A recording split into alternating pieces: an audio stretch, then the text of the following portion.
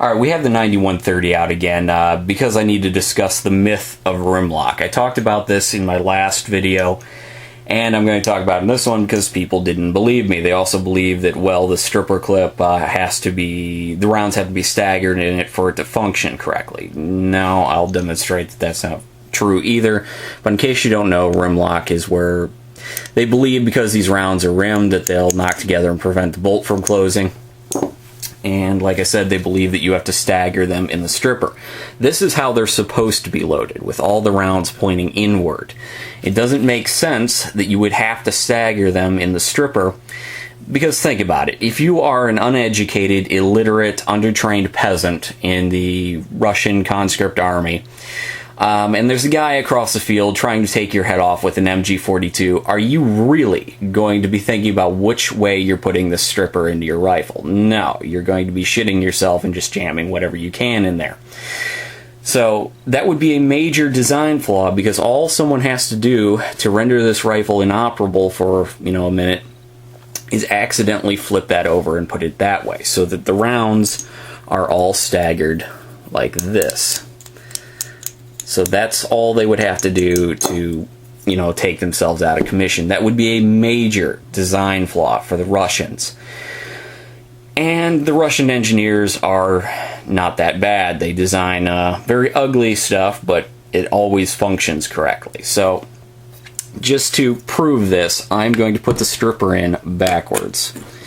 I'm not going to fully close the bolt, so don't worry. As you can see, stripper functions fine and strips the round out just fine.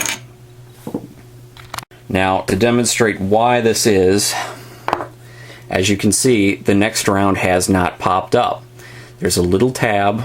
Let me see if I can get my flashlight to show you. There's a little tab right here that you can see.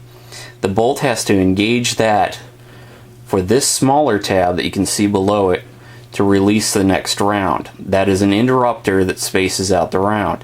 If your firearm is functioning correctly, that interrupter will allow the bolt to flow freely. Now I'm going to go ahead and, there you go. Now it strips it out just fine. Again, these rounds are staggered, remember, so that rim lock should be a problem if it wasn't a myth, but as you can see, it is a myth.